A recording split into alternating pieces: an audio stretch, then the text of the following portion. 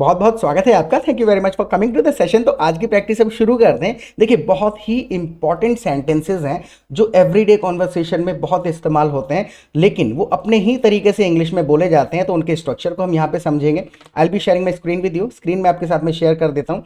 इन sentences को translation करके कितने तरीके से बोला जा सकता है, अंग्रेज बोलेगा तो नेचुरली कैसे बोलेगा, और स्ट्रक्चर वगैरह ग्रामर वगैरह साथ के साथ डिस्कस करते हुए चलेंगे। जैसे कि यहाँ ये किसका बैग पड़ा है। अब देखिए, इसको दो तरीके से बोला जा सकता है, दोनों तरीके ग्रामेटिकली करेक्ट है। यहाँ ये किसका बैग पड़ा है, so whose bag is this lying here. Lie मतलब ही होता है पड़ा होना। So whose bag is this lying here, ये एक तरीके से आपने कहा। आप इसी चीज को ऐसे भी कह सकते हैं, whose is this bag, whose is this bag lying here. ये बैग किसका है, पड़ा हुआ है। बेसिक से सेंटेंस है, बेसिक से स्टार्ट करते हैं, फिर आगे चलते हैं एडवांस की तरफ। अब मान के चलिए आपको ये कहना पड़ जाए, यहाँ ये किसका बैग रखा है। देखिए, वो तो हो गया पड़ा हुआ है, तो लाइंग हियर। अगर हमें कहना है रखा किसका है ये बैग, यानी कीप और पुट में थोड़ा सा फर्क समझिएगा। यहाँ ये बैग किसका बैग रखा है, so whose bag is this kept here. देखिए, कीप का मतलब भी है रखना और पुट का मतलब भी है रखना। जैसे मैं आपके सामने एक सेंटेंस बोलूं, keep the book on the table, एक मैं कह सकता हूं put the book on the table, right. Put का मतलब हम ये होता है कि जब हम रखने की प्रक्रिया पे बात कर रहे हैं, तो किसी ने मुझसे पूछा कि भाई ये बुक कहाँ रख दूं, मैं कह सकता हूँ put it on the table, यानी रखने का मैं एक्शन की बात कर रहा हूँ, put it on the table. जब कीप वर्ड इस्तेमाल करें, मैं कहूँ keep it on the table, यानी मैं लॉन्गर टर्म के लिए किसी चीज को होल्ड करने की बात कर रहा हूँ। यानी कि मैं किसी को कहूँ जाओ और ये बैग वार्डरोब में रख दो, so go and keep this bag in the wardrobe.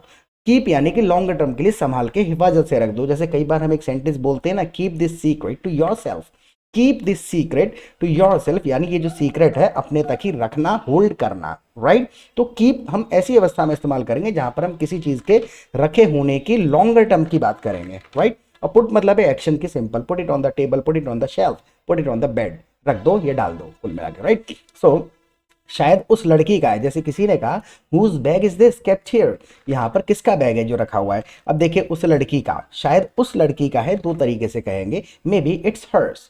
इसमें आपको समझना पड़ेगा, शायद उस लड़की का है, लड़के का है, उन लोगों का है, उस आदमी का है, कितने तरीके हैं इन बातों को कहने के। देखिए, maybe it hers, it's hers, तो आपने नॉर्मल कह दिया, मे बी इट्स हर्स। हर मतलब होता है ये लड़की के लिए यूज करते हैं हम, सो मे बी इट्स हर्स, शायद उसका है। अब इसमें एक दूसरे तरीके से बोल करके देखिए, it might be hers, it might be. देखिए, मे बी एक अलग ही सेंटेंस ही अपने आप में हो सकता है, right. It might be hers जब आपने कहा, तो माइट लगा के आपने थोड़ी सी संभावना कम जता दी कि उम्मीद कम है, लेकिन उसका हो सकता है, इट माइट बी हर्स। देखिए, might say past present future का कोई लेना देना नहीं है। ये तीनों सिचुएशन के साथ आप इस्तेमाल कर सकते हैं। इसको तभी यूज करते हैं जब हम कम संभावना जता रहे होते हैं, राइट। अगला सेंटेंस देखिए, it must be hers. Must लगाया तो मैंने बहुत ज़्यादा श्योरिटी जता दी। देखिए, ये चार पांच तरीके देखते हैं, फिर अगला सेंटेंस बहुत इंटरेस्टिंग है। देखिए, इट मस्ट बी हर्स। अगर आपको मेरे वीडियो की स्पीड कम या ज़्यादा लगती है तो आप स्क्रीन पे टैप करिए, एक सेटिंग आइकॉन आपको दिखेगा, उससे आप वीडियो की स्पीड कम या ज़्यादा कर सकते हैं। So it must be hers, यानी कि हो सकता है कि ये उसका है। इसमें आपने मस्ट लगा करके श्योरिटी जता दी, श्योरिटी के साथ आपने अपना अंदाजा लगा दिया। एक और तरीके से कह दीजिए, it should be hers. Should का मतलब वैसे तो है कि होना चाहिए, हिंदी में भी कहते हैं ना, उसी का होना चाहिए, तो इट शुड बी हर्स। तो अंदाजा लगाते समय भी आप शुड का इस्तेमाल कर सकते हैं। जैसे कहा जा सकता है, he should be on the way, he should be on his way कह सकते हैं, he must be on his way कह सकते हैं, he might be on his way कह सकते हैं, may be he is on his way कह सकते हैं, राइट। तो सारे के सारे शब्दों से हम अंदाजा ही लगा रहे हैं। आप ऐसे कह सकते हैं, परहैप्स इट्स हर्स। परहैप्स का तो लिटरल मीनिंग ही है शायद, शायद ये उसी का है, परहैप्स इट्स हर्स। या फिर आप कह सकते हैं, it's probably hers, it's probably hers. Probably का मतलब भी है संभवतः या उम्मीद है, संभव है, ये उसी का है। अभी केवल हमने लड़की की बात करी, कोई भी चीज अगर लग रही है उसकी है तो इट्स हर्स, राइट। अब और लोगों की बात करके देखिए, अगर हम कहें शायद उस लड़के का है, बैग की बात हो रही है, whose bag is this lying here, ये बैग है किसका जो पड़ा हुआ है, शायद ये उस लड़के का है, so it might be his. इसमें हिज एस वगैरह लगाना नहीं पड़ेगा, सिंपल कह देंगे इट माइट बी हिज, या फिर may be it's his. His मतलब हो गया लड़के का। इतना कह के बहुत कॉमनली यूज किया जाता है ये सेंटेंस। अगर लड़के की बात हो रही है, अगर कोई सामान किसी लड़के का या पुरुष का है, तो इट मस्ट बी हिज, या फिर इट माइट बी हिज, हो सकता है उसका हो, या may be it's his, right. अब देखिए इसको एक दूसरे तरीके से बोल दीजिए, it might be that boys, ये उस लड़के का हो सकता है। देखिए इसमें बस कॉमा का आपको ध्यान रखना है, ये उस लड़के का हो सकता है। It might be that boys, ये ऊपर वाला कॉमा है ना, my mother's name is this, my father's name is this, तो माता का ये नाम, पिता का ये नाम, तो ये बैग उस लड़के का हो सकता है। So this bag might be that boys उस लड़के का, राइट। और अगर उस लड़का ना कहे, केवल उसके पुरुष होने की बात करें, सो it might be his, right. अगर हमको अगला सेंटेंस बोलना पड़े, शायद उन लोगों का है। किसी ने पूछा whose bag is this lying here, किसका बैग जो पड़ा हुआ है यहाँ पे, शायद उन लोगों का है। उन लोगों का है तो मे बी इट्स देयर्स। देखिए समझिएगा कि दैट बॉयज वाले में कॉमा लगा रहे हैं, बाकी किसी में हम कॉमा का इस्तेमाल नहीं कर रहे हैं, थोड़ा ध्यान से देखिएगा। सो मे बी इट्स देयर्स, हो सकता है ये उनका है, या फिर आप इस तरीके से कह दीजिए maybe it belongs to them. इसमें समझाने का तात्पर्य क्या था कि बिलोंग का मतलब कहीं पे पैदा होना वगैरह नहीं होता है। बिलोंग का मतलब होता है ताल्लुक रखना।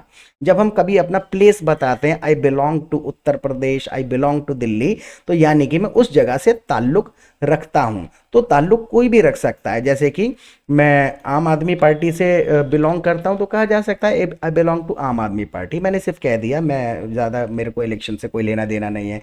जैसे मैं ये कह दूँ कि वो बाइक मेरी है, सो मैं कह सकता हूँ दैट बाइक बिलोंग्स टू मी।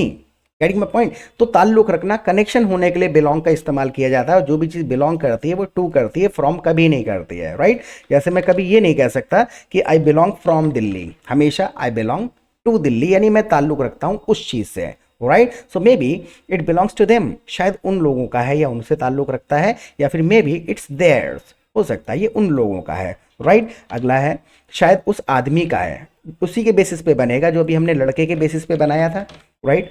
उस शायद ये उस आदमी का है। So it might be that man's, S comma लगा दिया ऊपर। अगर मैं उसके केवल पुरुष होने की बात करूं, इट माइट बी हिज कह दिया मैंने प्रोनाउन यूज कर लिया, केवल कुल मिलाकर के उस आदमी का है, पुरुष का है। और या फिर it might be that man's, यानी ये उस आदमी का हो सकता है। माइट भी कह रहे हैं, मस्ट भी कहा जा सकता है, मे भी कहा जा सकता है, राइट, शुड भी कहा जा सकता है।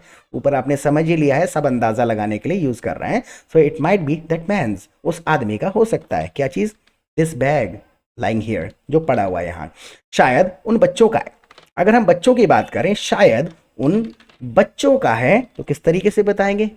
May be it's of those children, may be it's of those children. ये स्ट्रक्चर्स हैं, कितने तरीके से सेंटेंस बोला जा सकता है, लेकिन कंपलसरी नहीं है, right. May be it's of those children कह दिया। अगर ये आपको अच्छा नहीं लगता है तो आप इस तरीके से कह दिए, it might be those childrens, ऊपर कॉमा लगा दिया आपने। तो my mother's name is this bag, it might be that man's, इस तरीके से आपने कहा, तो it might be those childrens, उन बच्चों का हो सकता है, राइट। अब अगला सेंटेंस देखिए आप, क्या ये बैग आपका है? अब हमें पूछना है, तीन तरीके से हम पूछेंगे इस चीज़ को, क्या ये बैग आपका है? So is this bag yours, is this your bag भी कहा जा सकता है, इज दिस योर बैग, या फिर आप कह सकते हैं इज दिस बैग योर्स, क्या ये आपका है? अगर मैं पूछूं क्या ये बैग उसका है, so is this bag his, right. या फिर आप कह दीजिए does this bag belong to you. Belong word use करना काफी ज्यादा कॉमन है किसी भी चीज के लिए।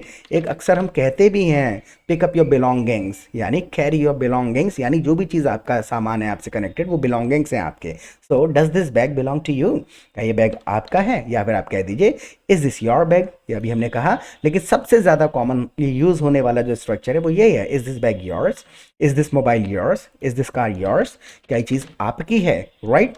नाउ नहीं, मेरा नहीं है। अगर आपको एम्फेसाइज करना है, आप बिल्कुल एक नॉर्मल सेंटेंस कह सकते हैं, this is not my bag, ये ट्रांसलेशन हो गया। अगर आपसे मैंने पूछ ही लिया इज दिस बैग योर्स, आपको अगर एक्चुअल में एम्फेसाइज करके जवाब देना है, no it's not mine.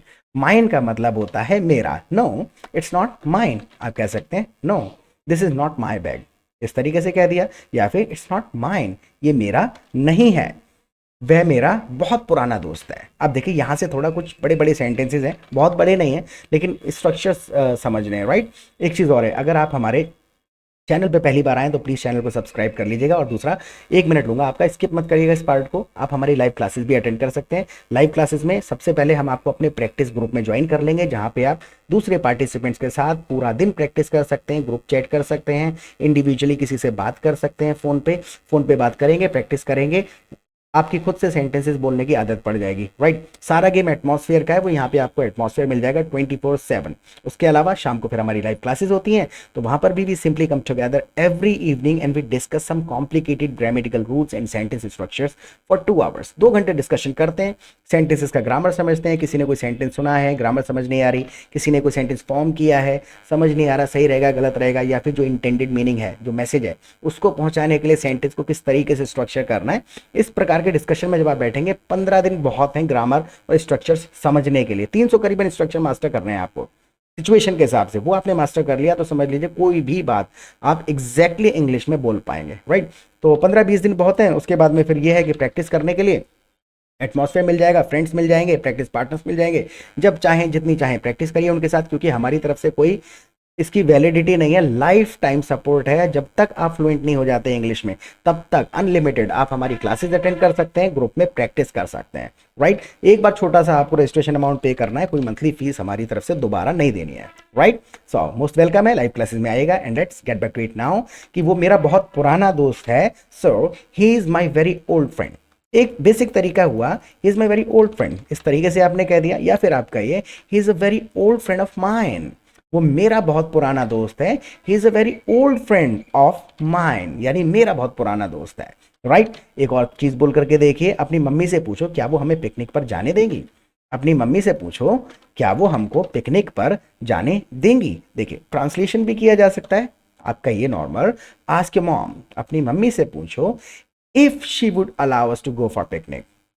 If she would allow us to go for a picnic, if लगा करके इस सेंटेंस को बोल दिया जाएगा, क्या जाने देंगी या नहीं जाने देंगी। जब आप कंफर्मेशन की बात कर रहे हैं, ask your mom if she would allow us to go for a picnic. अब देखिए यहां पर जो हमने वुड का इस्तेमाल किया है, राइट, वुड का मतलब है संभावना।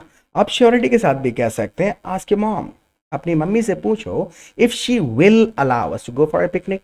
विल भी कहा जा सकता है, आपने बिल्कुल श्योरिटी फ्यूचर की बात कर ली, और वुड में आपने फ्यूचर प्लस संभावना की बात कर ली कि जाने देंगी या नहीं जाने देंगी। Ask your mom if she will allow us to go for a picnic. अब देखिए यहाँ पर जो फॉर ए पिकनिक कह रहे हैं, या ऑन अ पिकनिक भी कहा जा सकता है। ये छोटे छोटे प्रीपोजिशंस हैं, ये कैसे समझ में आते हैं, जब आप ग्रुप में प्रैक्टिस करेंगे ना, तो आपको लोग जब इस्तेमाल करते हैं अपने सेंटेंसेस में, कोई फॉर कहता है, कोई ऑन कहता है, कोई थ्रू कहेगा, बाय कहेगा, ये सुन सुन के खुद से समझ में आ जाएंगे। लेकिन अगर आप टॉपिक वाइज समझने बैठेंगे, फॉर कहाँ कहाँ लगाऊं, तो इसकी तो कोई लिमिट ही नहीं है। कंटेक्स्ट है, सिचुएशन के हिसाब से इनके मीनिंग बदलते हैं, इनके कोई रूल्स नहीं होते हैं। तो एटमॉस्फेयर का गेम है, वो आपको समय बिताना पड़ेगा उसमें। आप देखिए इस चीज को एक तीसरे तरीके से बोल करके देखिए, ask your mom if she will let us go for a picnic. She ask your mom if she will allow us to go for a picnic. Allow वाले में टू का इस्तेमाल करेंगे, लेकिन जिस भी सेंटेंस में हम लेट का इस्तेमाल करते हैं, इसका मतलब ये परमिशन देना या लेना। So ask your mom if she will let us go for a picnic. Let वाले सेंटेंस में कभी भी हम टू का इस्तेमाल नहीं करते हैं। जैसे कि let me think, let me to think नहीं कहेंगे, मुझे सोचने दो, let me think, right. You don't let me speak, तुम मुझे बोलने नहीं देते। मैं कह सकता हूं you don't allow me to speak, allow नहीं करते बोलना, या फिर you don't let me speak. तो लेट अगर आप यूज करेंगे किसी सेंटेंस में, you will never use to, right. To इस्तेमाल नहीं करना है। नाउ तुम्हें पिकनिक पर कैसी जगह जाना ज्यादा पसंद है, तुम्हें पिकनिक पर कैसी जगह जाना ज़्यादा पसंद है। देखिए पूरा सेशन देखिएगा, इजी के चक्कर में मत रहिएगा, थोड़े बड़े बड़े सेंटेंसेस हैं। आप समझिए यहाँ से स्टार्ट कर रहे हैं हम कि 4-5 तरीके से इसी सेंटेंस को बोलेंगे। 300 स्ट्रक्चर्स हैं, सारे के सारे समझ में आ जाएंगे आपको। देखिए तुम्हें पिकनिक पर कैसी जगह पर जाना पसंद है ज़्यादा। सो व्हाट काइंड ऑफ प्लेस, किस तरीके का place, what type of place भी कह सकते हैं। तो ये इंटरचेंजेबली यूज होती हैं चीज़ें, हम कंफ्यूज हो जाते हैं क्योंकि हमने रूल ढूंढ रहे हैं हम। रूल नहीं होता है, सारा गेम है सुनो, अडॉप्ट करो, यूज करो। So what kind of place do you prefer to go for a picnic. Prefer की बात कर ली यहां पर। So what kind of place do you prefer to go for a picnic, right. अब इसी चीज को दूसरे तरीके से बोलिए, what kind of place do you like to visit. What kind of place do you like to visit for a picnic, right, do you like कह दिया। अब इसमें ज़्यादा का अगर हम जिक्र करें, कौन सी जगह जाना ज़्यादा पसंद है, किस तरीके की जगह पे जाना ज़्यादा पसंद है आपको, देखिए यहाँ ज़्यादा है, तो आप इसको बोल करके देखिए। So what kind of place do you like the most to go for a picnic, what kind of place do you like the most to go for a picnic, यानी कि ज़्यादा क्या पसंद है। जैसे कि मैं ये कहूँ आपको खाने में ज़्यादा क्या चीज़ पसंद है, तो what kind of food do you like the most to eat, right, what kind of food do you like the most, किस तरीके का खाना ज़्यादा पसंद है, right. So look at the next sentence. पिछली बार उन्होंने तुम्हें हमारे साथ जाने नहीं दिया था, पिछली बार उसकी उनकी मम्मी ने पिछली बार पिकनिक पर जाने नहीं दिया था, राइट। सो पिछली बार उन्होंने तुम्हें हमारे साथ जाने नहीं दिया था, इसमें दोनों वर्ड्स यूज करेंगे, अलाउ भी और लेट भी। देखिए दोनों को कैसे करते हैं, आप भी अपना टेस्ट करिए कि आपको याद रहा या नहीं रहा। सो पिछली बार उन्होंने तुम्हें हमारे साथ जाने नहीं दिया था, so last time she didn't let you, let के साथ टू वगैरह कुछ नहीं है, so last time she didn't let you come with us, last time she didn't let you go with us, come go दोनों का मतलब वही है, right. So last time she didn't let you come with us, उन्होंने पिछली बार हमारे साथ तुम्हें जाने नहीं दिया था, या फिर last time she didn't allow you to come with us, right. तो last time she didn't allow you to come with us, हमारे साथ जाने नहीं दिया था, और लेट वाले में कुछ भी इस्तेमाल नहीं करेंगे।